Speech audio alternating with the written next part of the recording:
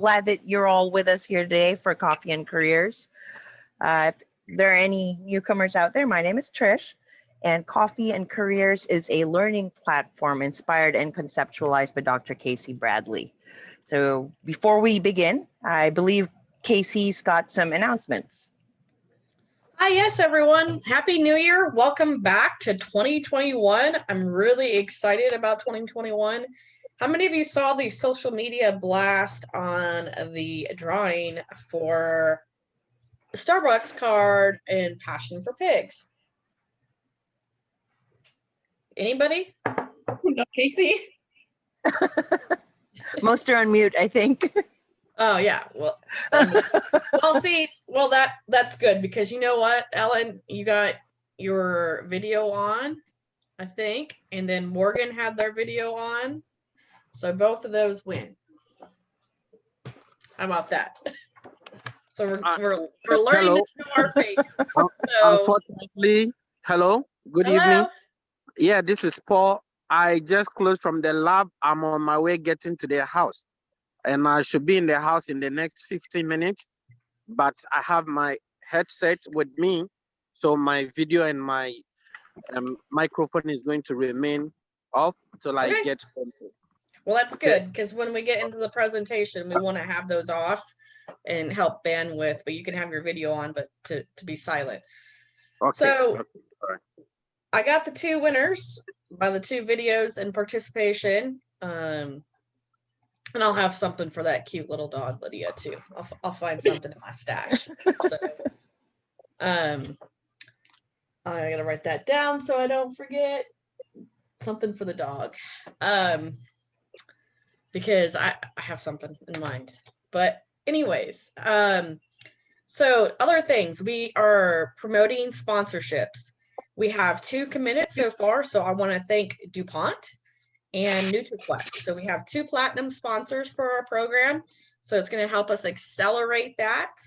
And then Breaking Grounds has officially started. Marissa's probably not on here today at the moment, but that is started. So hopefully you've all that are participating in that have connected with your mentors, and those groups should be starting. So I'm really excited. We're coming out with new courses. So the next course starting in February is Technical Writing Workshop. So if you're having trouble writing your theses or papers and stuff, you may want to check that out and see if you want to join Dr. Livingston and I for that course. But we'll have a webinar on that course and kind of give you insight to technical writing here in the future. And that's really the only announcements I have. And so I'll turn it back to Trish. Okay, so I guess we're kicking off 2021 with, well, our favorite headhunter turned mentor, Daniel Simmons of Continental Search. So to most of us here, Dan needs no introduction. He's been recruiting in feed and animal ag since 2001. And Dan has filled hundreds of roles for feed companies and their nutritional suppliers in the US, Canada, and in Asia. Dan's been a keynote speaker for the American Dairy Science Association, ARPAS, and he's a frequent guest speaker for Penn State, Virginia Tech, UDEL, and the University of Maryland. So some of you know him, others have heard of him, and those who don't know him really should, because he's built a very successful business helping people understand their strengths, weaknesses, and how to make things work to your advantage so that you can get ahead. And also how to make this work to get you one step closer to being successful in your careers. So to share with us today about personality profiles, please welcome Dan Simmons. Hello. Okay, Casey, can everybody see my screen?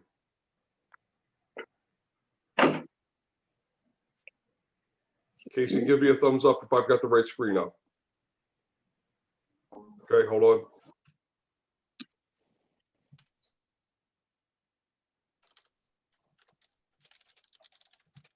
I'm sorry.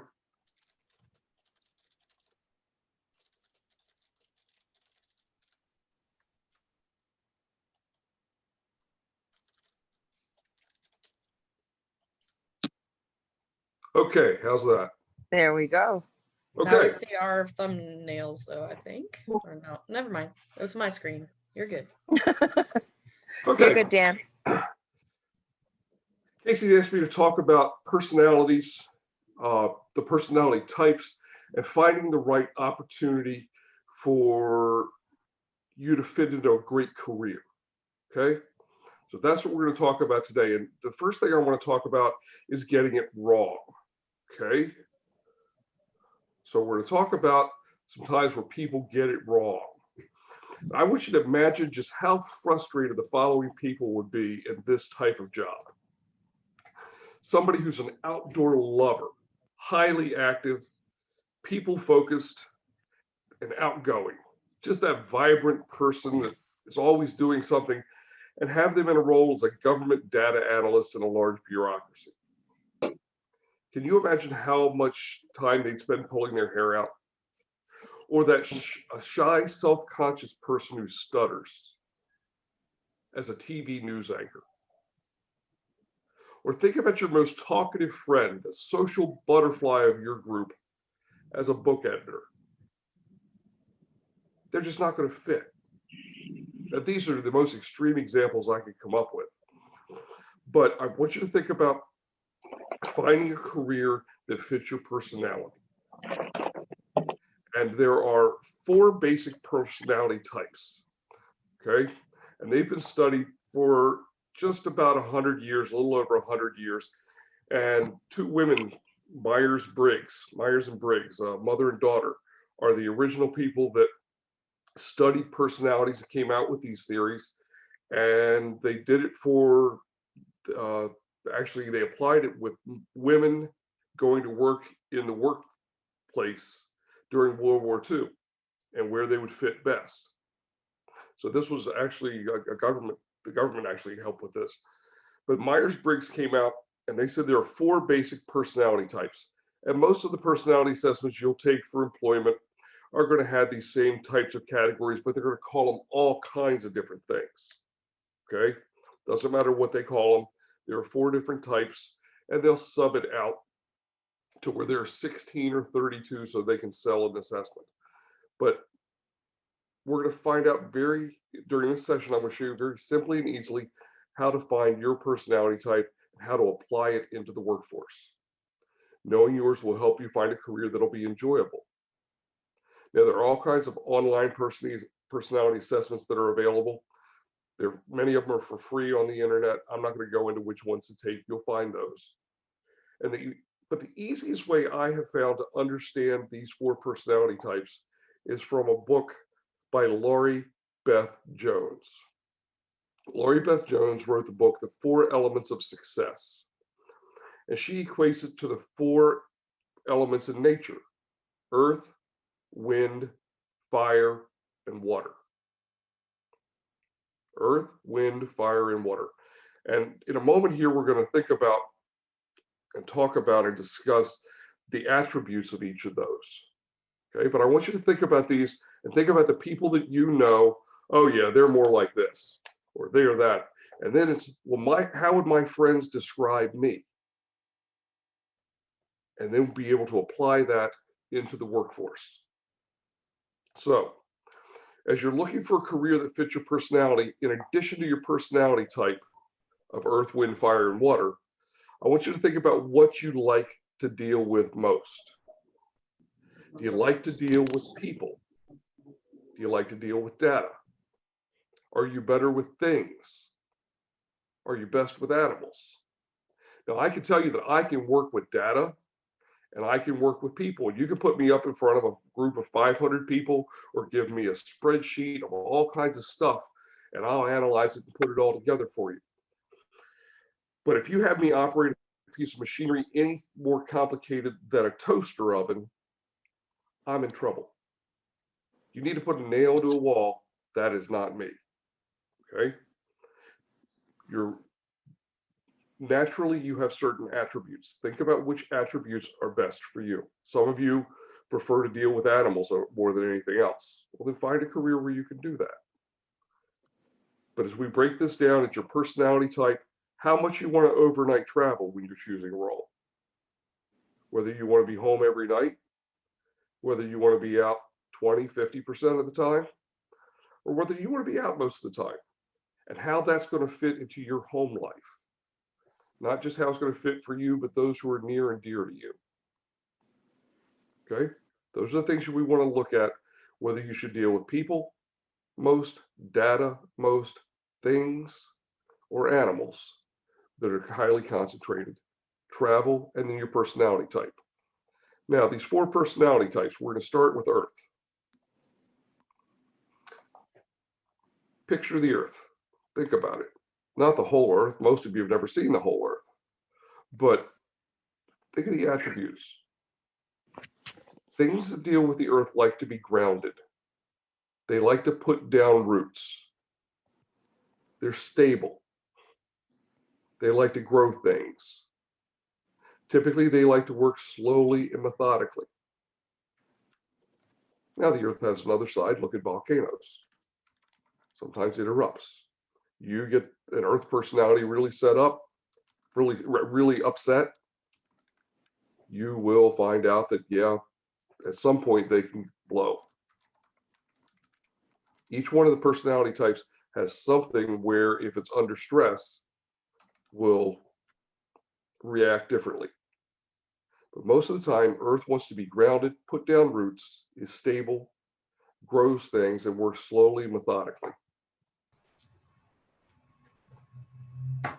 Think of the wind. It likes to move. Can have lots of energy. There's nothing like a nice cool breeze on a warm summer day. But you get them all set up, all upset. I don't know why I'm doing that backwards. All upset. You'll find it can be like a tornado. But that's a personality type that does very well in communicating with others. Okay? And being in more than one place during the week. Next, I want you to think about the water, the traits of water. It likes to be calm. It flows. Given it's the opportunity, it will find an even surface. When it's not acted upon, it will be restful. It stays peaceful whenever possible. It likes things to be routine. So those are the 4 personality types: earth, wind, fire, and water. I want you to think about which are you. Which best describes you? Or maybe you're a little bit of this and a little bit of that, but none of the other 2. Okay? I'm more of a fire, and I like wind. Okay? I like to burn through stuff, and I don't like to be in the same place all the time. I have friends that are very much, one of my associates, very much the opposite. He's an earth personality. Things go slowly with him. He's methodical, and he can be quite sedentary. Look at what fits you. Now we're going to look about different parts of the animal sciences, okay, and where you could fit in, what parts of the industry, or what parts of the community. Obviously, there's farming, poultry, dairy, ranching, raising pigs. Is there money in raising animals? You bet there is, if you do it right. If not, it's really ugly. But what combination of person makes up someone who should head into the farming industry? Well, my grades were okay, and a bachelor's degree is fine with me. I want to live in a rural area. I want to deal directly with animals. I have no desire to overnight travel. This is an earth or water personality. This is where they're going to fit best. Okay? This is a farming personality. That's your combination. Look at this sector for a career. The next one, look at government. You can work for the FDA, the USDA, your State Department of Agriculture, things like that. And there are lots of different roles.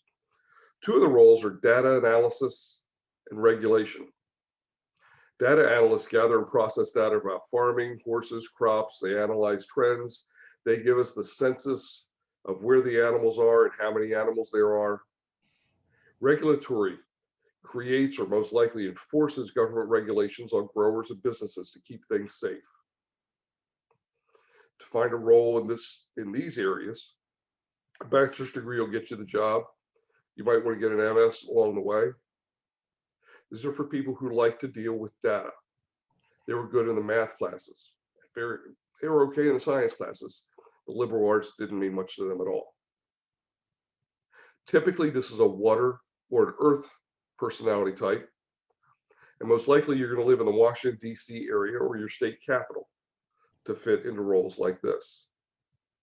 And this is for somebody who likes to be home and have dinner every night there, as opposed to somebody who'd rather stay at the Holiday Inn.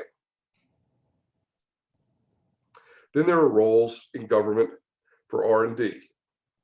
Now, often this is basic research, working in a federal lab. A bachelor's degree will get you a tech job, a master's degree if you want to grow, and if you want to walk into a significant role, you should have a doctorate degree. This is somebody who likes to deal with data. They love the science classes. You can always find them in the lab. This is most likely a water or an earth personality. Often this role will be in the Washington, D.C. area.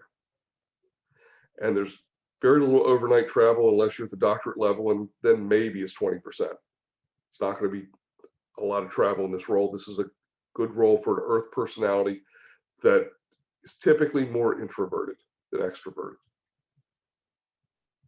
Now, there's roles as a clinical veterinary in government. You can work as a state veterinarian, you can work for the military. These aren't big departments. I live in Delaware, so I chose the State Department of Animal Health for Delaware to let you know how big the department is. Heather Hurst is a state veterinarian, and there are 3 people on her staff. But there are roles like this out there in government. To get a role like that, you'll probably need a veterinary degree. This is somebody who likes to work with animals and people. This is an earth, a wind, maybe a water personality. And it's minimal travel, particularly in smaller states.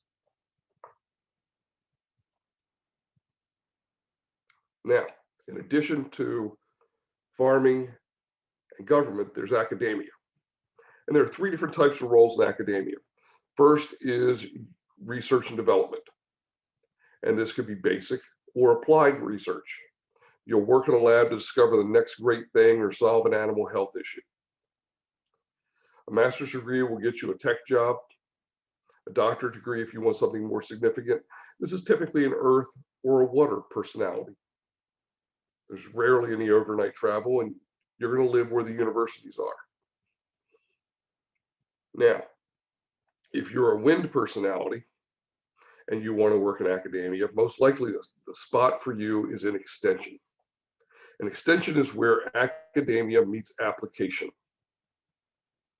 where you take what's new and exciting from the research department and take it out to the producers and explain how to apply this. A master's degree to get the job most of the time. There's minimal overnight travels, particularly in smaller states. In larger states, this role will normally have 3 or 4 counties that they work in. This is often a wind personality, somebody who wants to be out with producers, out with businesses, and talk about the latest and greatest thing.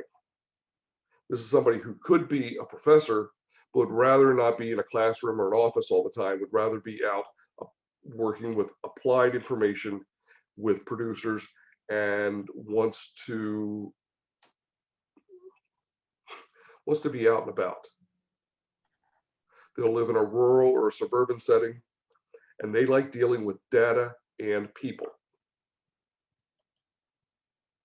Now, in addition to those 2 roles in academia, there's teaching. Be a professor. A doctorate degree will get you the job. You like to deal with people. It's an earth, a wind, or a water personality for the most part. There's rarely a lot of overnight travel, conferences, and events. In the animal sciences, you'll find it's a suburban location on the East Coast, and further west it's more rural. And this is someone who absolutely loved the science classes.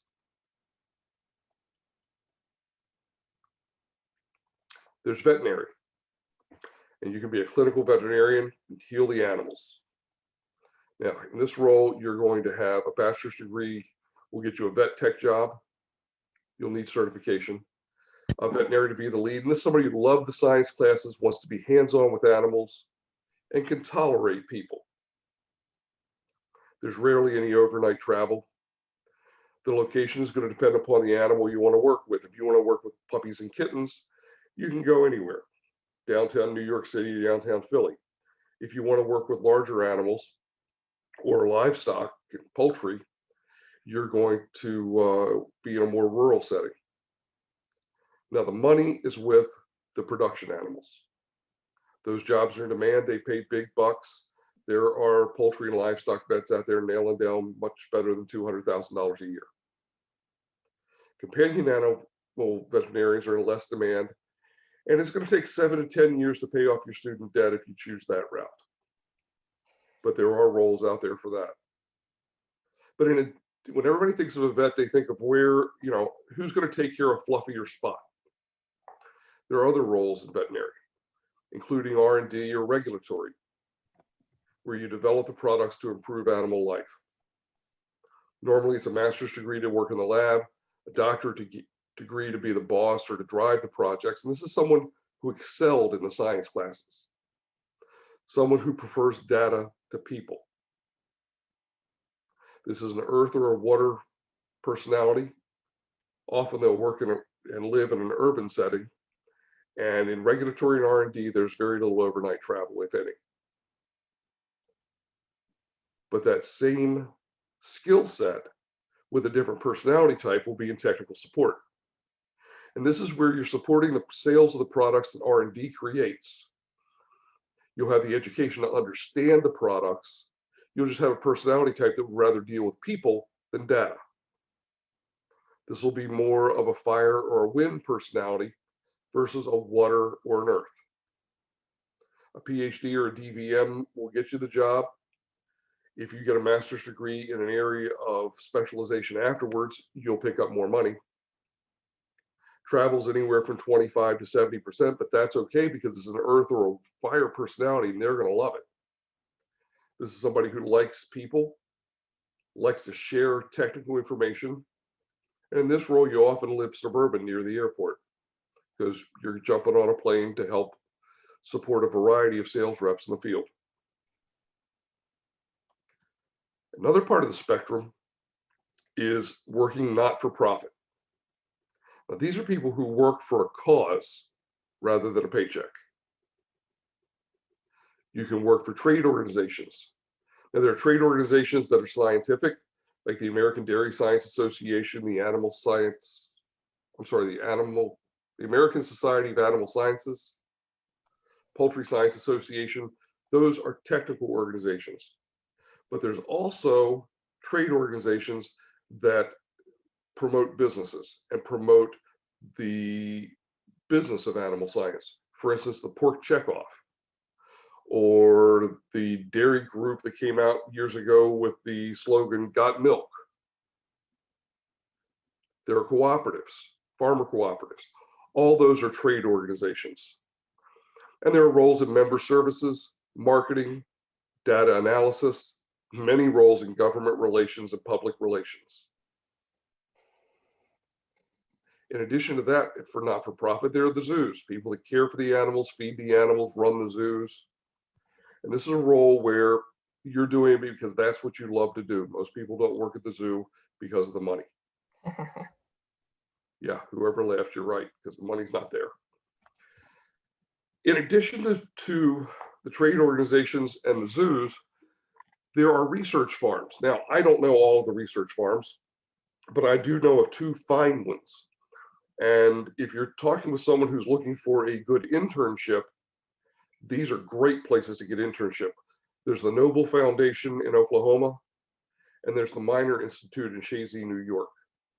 Both of these research farms are fabulous places to get some great experience. And it's also full-time work after internships. In most of these roles, a bachelor's degree can get you the role.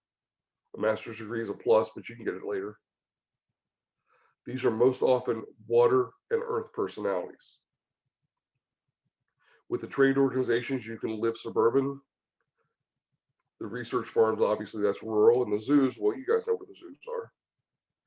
And these are people preferring to deal with animals over people and things. That is okay. So this is someone who likes dealing with animals and data. They did great in the animal science classes, but not in the real deep science classes. They're better at applied science than theoretical. And in most of these roles, there's not a lot of overnight travel. Another sector is food production, where you're raising the animals, whether you're working on one farm or work for a food company and you're the advisor to growers. Most often, these advisor roles are in animal welfare or live animal production. Combination to get this role. A bachelor's degree with average grades will get you this role. This is somebody who wants to deal with animals, okay dealing with people. Data is part of this work. There's rarely any overnight travel here. If you're a farm advisor, you're gonna like working with people. That's a wind personality. If you're working on one farm and that's your thing, that's more of an earth or a water personality. And these roles are rural.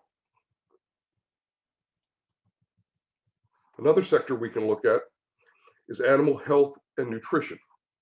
Feed the animals, keep the animals healthy. In these roles, you can create feed products, that's an animal nutritionist or R&D, or you can work for animal health, creating products, or in the feed industry, you can be a feed formulator. Combination for these roles. Doctorate degree will get you the job. A master's degree if you work in the lab or you're a formulator. Most of the formulators I know have a master's degree. This can be field work or work in a lab or an office. Typically, these are water or earth personalities, and there's rarely any overnight travel. Where you're going to live is going to depend upon the animal you feed or the animal you are developing animal health products for. Livestock and poultry, this is most commonly rural. Companion is commonly suburban. Like you may be living in Cincinnati if you're in the companion animal side of this. And these are people who love dealing with data. In a minute, we'll talk about in depth, we'll talk about the sales piece of this. But a real quick overview of the sales role is these are people who like to take science-based products to producers, retailers, and integrated food companies. And a combination for that is someone who has a bachelor's degree, they're a fire or a wind personality. They don't mind some overnight travel. They'll live suburban, they'll live rural. They did well enough in the science classes to explain how an animal digests food or how medication is absorbed, but they weren't someone who wanted to spend all the time in a lab. And a master's degree will put you at the top of this. Now, for those people who like dealing with things, you can go into the manufacture of feed or animal health products. A combination here is a bachelor's degree, an earth or a water personality. This is most commonly going to be in a rural location without overnight travel, and there are all kinds of leadership advancement opportunities in this field. This field is hungry for people who want to come in and grow their career. On top of the manufacture of these products, there's a technical support for this. And I imagine some of the people on this call will eventually go into this role, where they're supporting the product sales that R&D creates. Most commonly, it's a veterinary or a doctorate degree in nutrition or dairy science, poultry science to get the job. A lot of people will go get a master's degree or an MBA in addition to that later in their career. And this is somebody who enjoys travel and likes people. They like to share technical information. This is a college professor who doesn't want to work at a university and wants to get out and be with people and be in the business world. That's the personality type here. Most commonly, they'll live in a suburban area near an airport. And most often they are a wind or a fire personality.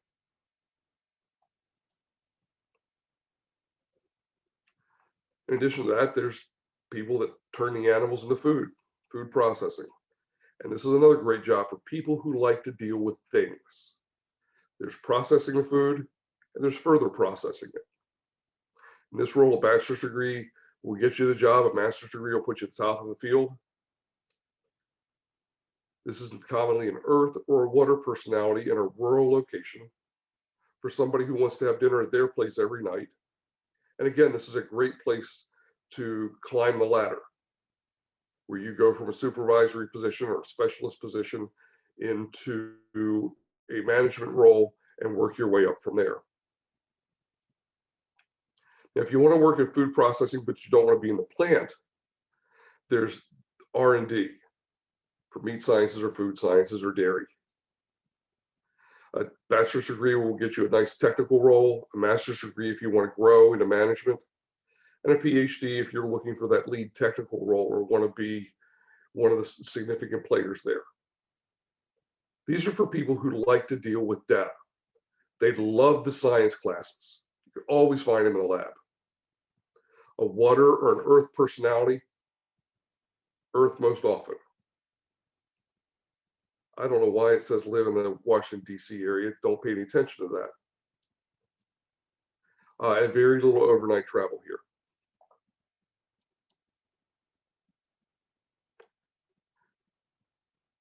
In addition to developing the products for the meat industry, you can take science, you can sell the products. And these are people who take science-based products, value-added products or commodities to grocers, to restaurant chains, to food distributors, and top chefs. These are the people who are working with Wagyu beef. What kind of combination? In this role, a bachelor's degree is fine. The combination of personality will be a fire or a wind personality, someone who likes to get out and talk with people and deal with people and sell. There's often overnight travel in this role, and you can find roles like this living anywhere. And this is somebody who did well enough in the science classes to explain how food is made and digested, but they didn't want to spend their time in a lab, and they certainly didn't want to spend their time analyzing data. A master's degree will put you at the top of this. And Casey, if you will open things up, I will take a few minutes for questions, and thank you all very much. Yeah, before we jump in questions, I haven't seen anything come in the chat feature. I want to talk to you about my personality. You got me my first job, and we're working together today. And so I took a personality profile to get that job. And based on that job, they would probably call me earth or water. Mm-hmm. And what I have advanced my career to do, I became more fire and wind. Okay. So in your opinion, does necessarily your personality define what you can do, or are there adaptable personalities out there? You can adapt. You can very much adapt.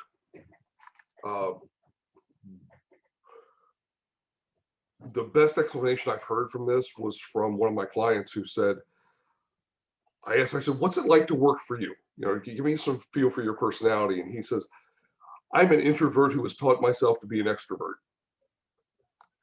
And I said, tell me a little more. He said, Dan, I can go and work the conferences, the conventions, the trade shows, just like anybody. But it takes me a little longer to recover. I will tell you that I'm quite happy in an introverted setting. I would much rather spend time with 2 or 4 people than a big cocktail party with 400 people. Yeah, I can go do it. me. I can work the trade show. I can get up and stand in front of a group of 500, do a presentation like this. But that's something I've had to adapt to.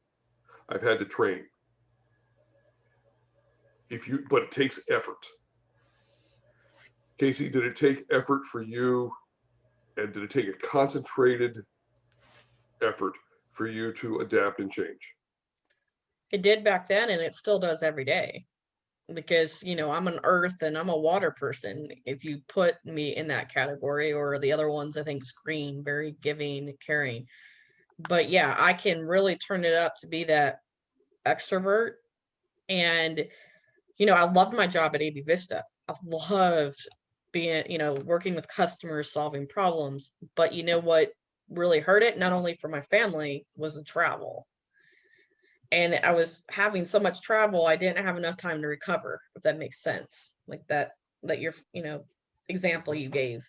And so that became very draining. And as you said, before everybody joined, is our reserve tanks are getting smaller as we're getting older and stuff. And so there are some people who can adapt, but yes, it takes training, it takes dedication, it takes consciousness, and to really work on that, and being able to take criticism and being critiqued and asking for help. So I think a lot of us don't do that early enough in our career, asking our colleague, how did I do in that presentation? And some people are even scared to give the correct feedback, if that makes sense, too, to help people get better.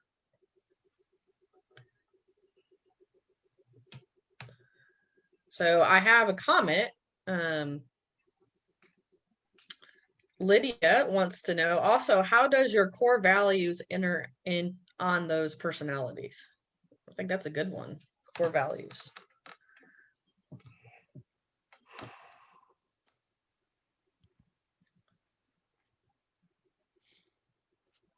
I think, let me think about that for 1 second. I think your values and your personality type will affect your values. But you can have shared values with someone who has totally different personality type. Your core values in the workplace, you should believe in the core values of the organization you're in. Whether that's high follow-up, very customer service oriented, a drive to be the best, or whether it's we're going to make the sale no matter what. And integrity is something we talk about, but we don't necessarily live every day, because the end justifies the means. Wherever you fit, and you'll find introverts and extroverts, wind, fire, and water in each of those types of settings. But as you look at your career, you should look very closely at the culture and the core values of the group that you're going to work with, or you will not fit. And I would say my core values have been there throughout my career, God, family, and doing something good for the planet. And not always all three of those always fit into the job, but even if I was traveling 80-90% of the time, everyone knew my family, my son is the key, it's really part of me. And that's never changed. Being on the road, that I didn't think about him or love them, but they understood that, to provide for them the best life they could, that, mom has to travel. But my value of my family and putting them above work or anything else was always been there from a little kid. Family has always been important to me. That core value has always been part of my makeup, and it's never changed because of my personality. I guess as an example. All right, this is a tough crowd. I have nothing else in chat. Somebody want to come off mute? I know I got Jim on here from Kent Feeds. Like to know your feedback on this. We got Dr. Badu, I think. Are you still on here? He was. Casey. Yep. Having served in different roles throughout the industry and taken several personality profiles, I really like how Dan focused on using a personality profile to find your strengths. I've been with managers that use that to focus on the negatives. Well, we know, Dr. Smith, you're not good at this, so we need to work on that. What I like about the personality profile is when you have a manager that stitches together a team that uses a personality profile, that puts somebody like me and Casey with a go-getter that kind of is that outgoing cheerleader, can be the face, and couples that with somebody that's us, that likes to be behind the scenes and makes a team that works good together and doesn't try and turn that introvert into the cheerleader for the team, but focuses on the strengths of the team. Yes, it is. I would agree. When you can work on a blended team, it's really fun. Ellen, take yourself off mute for the next question. I think go ahead and ask that out loud. And Jim, stay on off mute too. You may want to ask some of her, help her answer that question. So as we were thinking about core values, do you have suggestions of questions to ask during the interview process as an interviewee that would help you elucidate and understand the core values of your potential employer, whether that's a company, institution, whoever it might be?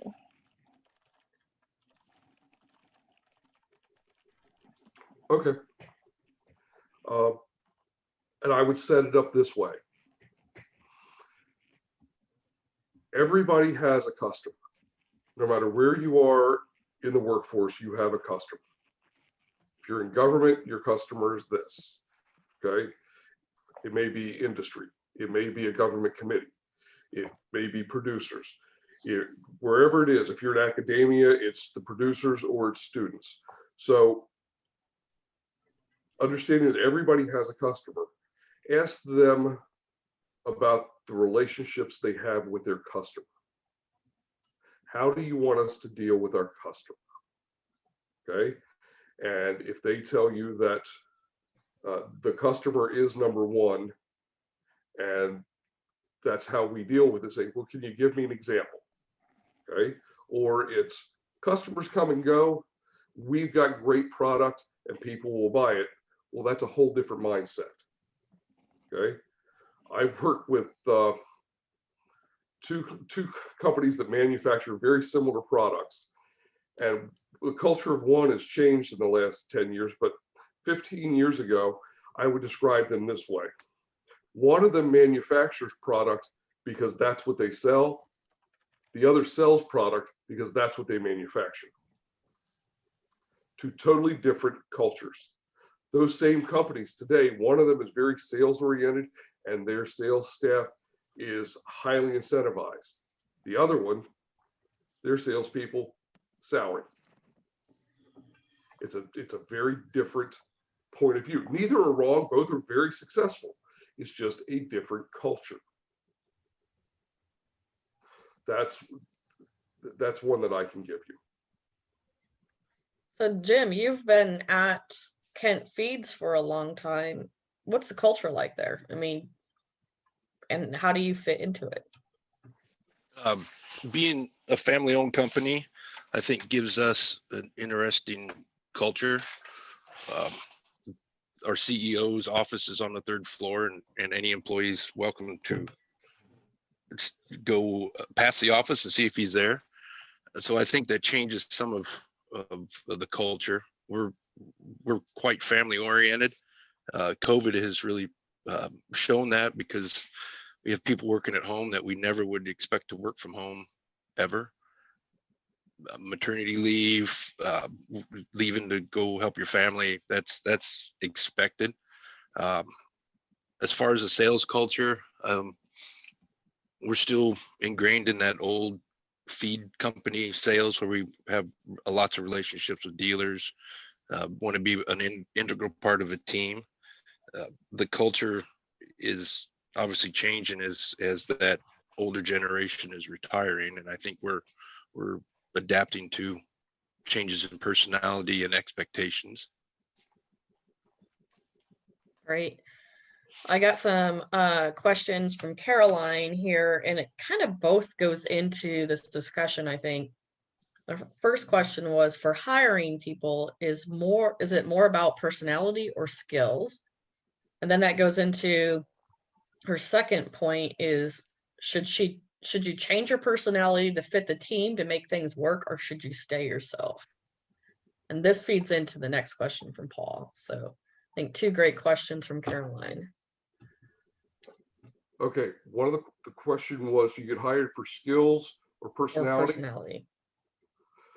People, you write this down. This is the smartest thing I'm going to say today. Okay.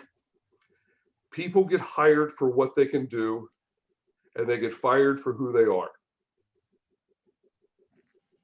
People get hired for what they can do. get fired for who they are. So you want to make sure you get the right cultural fit to make sure you don't get fired for who you are. But typically people get hired. That's a tough question. You have to have the skills to get the job, but then they'll hire you because they like you. Almost 30 years of recruiting, I've debriefed all kinds of people, all kinds of managers, all kinds of settings, from supervisors up to CEOs.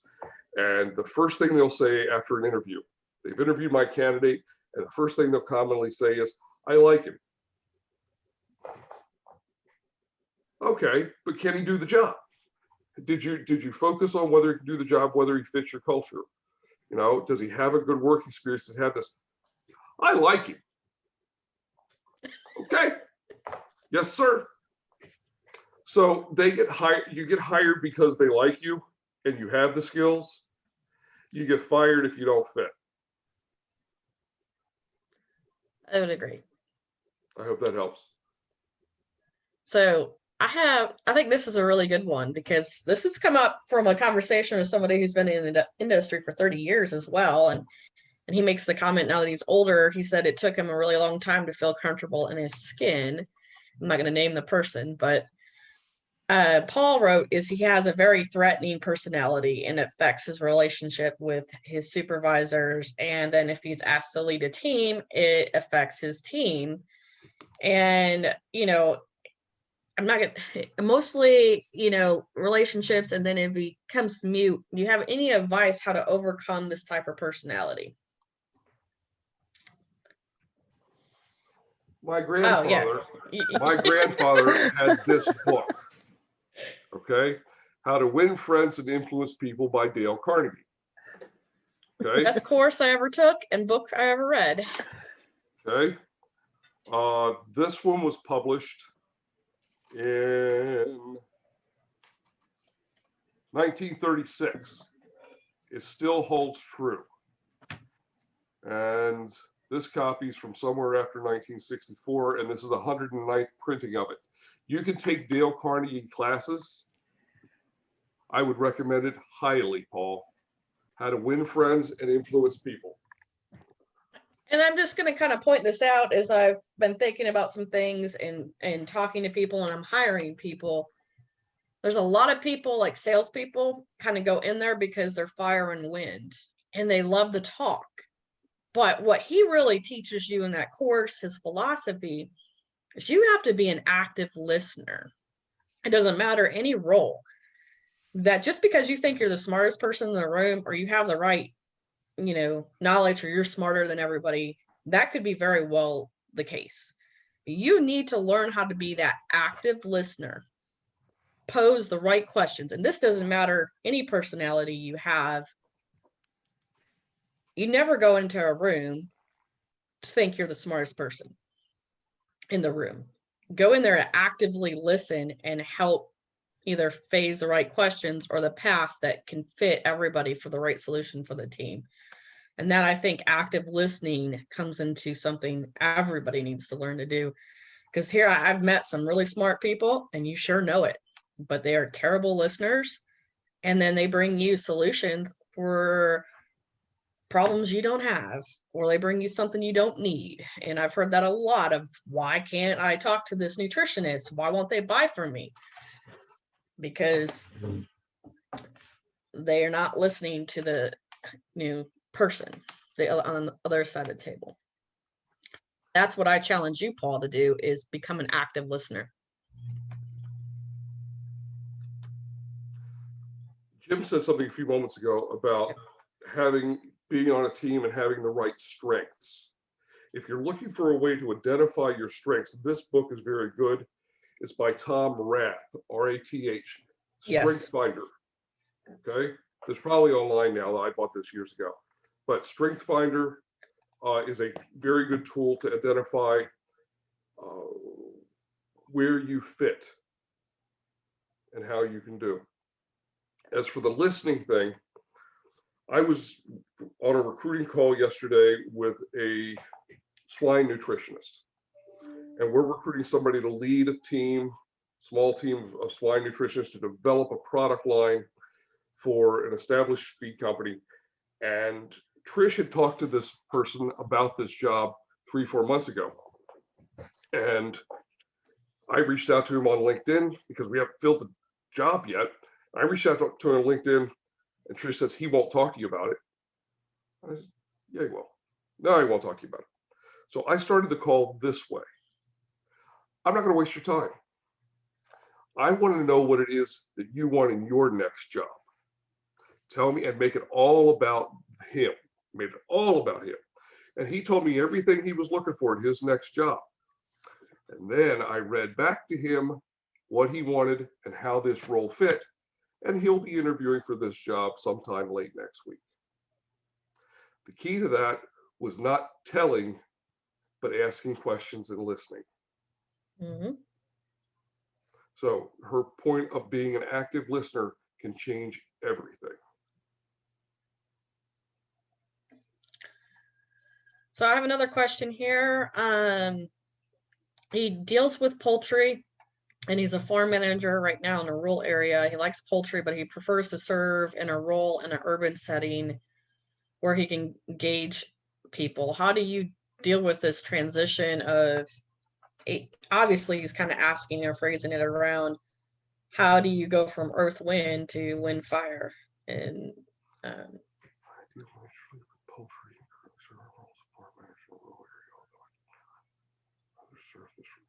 Ayatollah, can you okay, so you want this, all right. We're going to deal with realities, okay? The most important thing about I got time. The most important thing to look at in your career is, does the job I want exist at the income level I want, with the education I have that fits my personality, in the location I want to be in? This is one of the saddest days of my career. I'm interviewing this fresh grad, got her PhD in dairy nutrition, had been out on some farms. I was very excited to talk to her because I had clients that wanted to interview her. And she had this fresh degree right out of North Carolina State. And I was going to put her in a great role in either New York, Pennsylvania, Wisconsin, maybe South Dakota, Panhandle of Texas. I was ready to roll. And she says, but I need to live in North Carolina. And the conversation was really over. I says, there aren't enough dairy cows in North Carolina to support you. People are leaving the industry. There aren't enough cows there. She went and wasted, in my humble opinion, not so humble opinion, she went and wasted a whole lot of time, money, and effort to get a degree in an area where she can't bloody use it. Okay, so you have to be where the animals are if you want to work with the animals. Okay, if you want to be in an urban setting and work in live production in poultry, that's going to be really tricky to do. So it's either, do I want to live here and work in poultry? Though if I want to live in an urban setting and work in poultry, then I need to be in a sales function working with the customers that are there. I'm going to, instead of managing a barn, I'm going to be working with the grocers, working with the food service companies, working with the top chefs, and I'm going to be marketing these products that we grow. So if that's where I'm going to live, this is what I need to do. You have to figure out where your segment is in this. I hope I helped.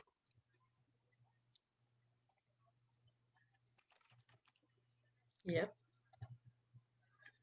Come on, there's got to be some other questions out there. Jim, why do you love Strength Finders? I took it for Purina. It was very eye-opening out of some of them out there. What is it about Strength Finders, and how do you use that when you work with your team, but also work with your customers? Well, I like Strength Finders because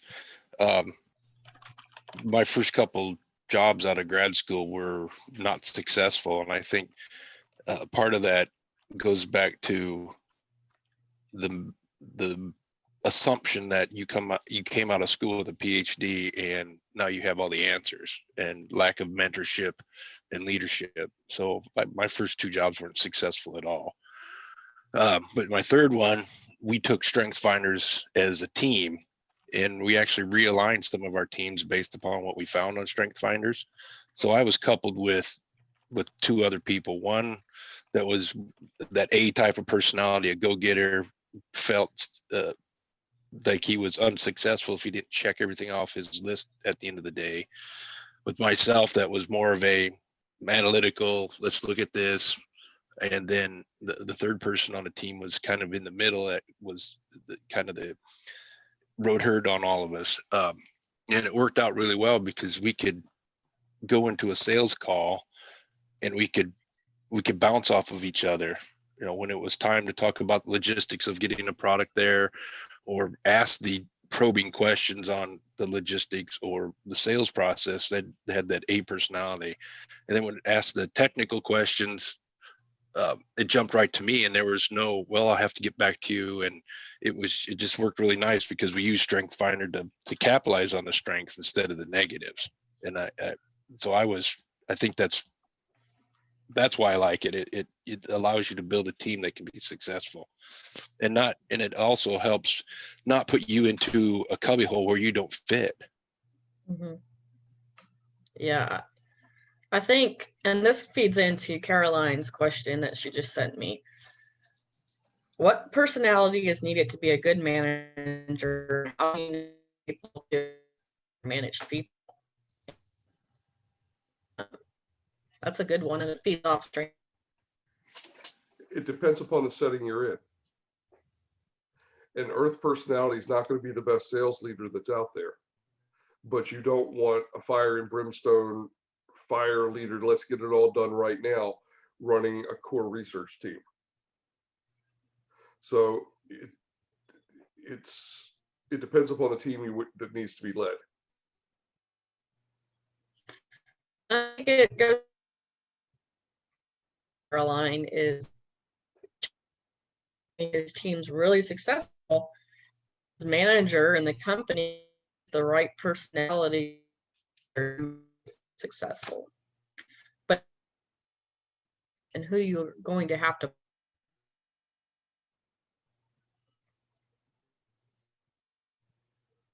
I can't hear Casey. I think we lost her. Oh, okay, I'm going to jump to one of the other questions here that somehow we missed. I don't know who TH is, but thank you for this one. How does an MBA integrate or help propel a career in animal science? Is it worthwhile? An MBA will help you if you're looking to go into a leadership role, very much.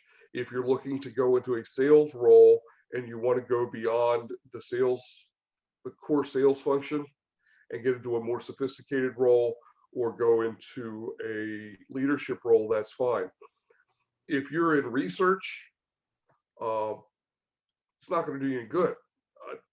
It might make you a better leader, but an MBA is if you're in business and you want to understand more about how the business works there. So think about whether it fits your career path.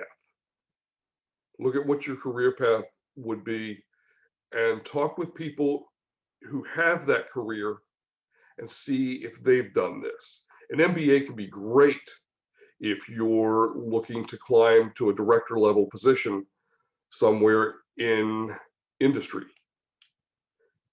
If you're working in a laboratory setting or an R&D, I think it's a waste.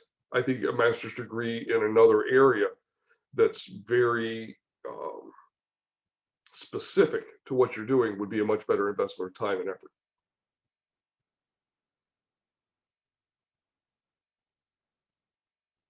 Casey, are you back with us? You're muted.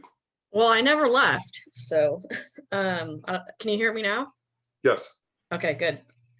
No, I was just saying, I think it goes into what Jim was talking about, is how do you blend personalities and learn to push the right people and pull. As I'm managing people for years, there is some people that I could only get to be effective if I was constantly on them to get the job done. And there's others that were more effective if you let them alone and let them learn how to do it themselves. So that's the bigger thing about being a leader, is learning to manage different personalities. And, you know, there's a lot of personalities that would have never survived their first job with Al Senegar or Roz Ward that I had in my career, but that's how I don't get intimidated if I have a hard boss constantly on me about doing stuff. But I also prefer a boss that lets me be on my own and figure it out. So it's just learning to deal with personalities that makes you a good leader. And Casey, I think that brings up a point from my experience is in the interview process, particularly with when you're looking more technical, is having a understanding of how the reporting structure is. You might think you have the greatest job in the world from benefits package and what you think you're going to do. Then you put a PhD that's really technical reporting to a sales manager. That's not a recipe for success. Yeah. Well, great feedback, everybody. It looks like we're out of time. And don't forget, we have a special episode kind of going more into that interview process and application process, how to stand out in a sea of candidates. Dan is going to give us that presentation next Friday. So if you want to learn more about how to, you know, look really good in it, you know, the hiring process, Dan is going to walk us through that. Really excited. And thank you for the great feedback and helping us here on these topics. It's a pleasure. Thanks, everyone. Have a great weekend.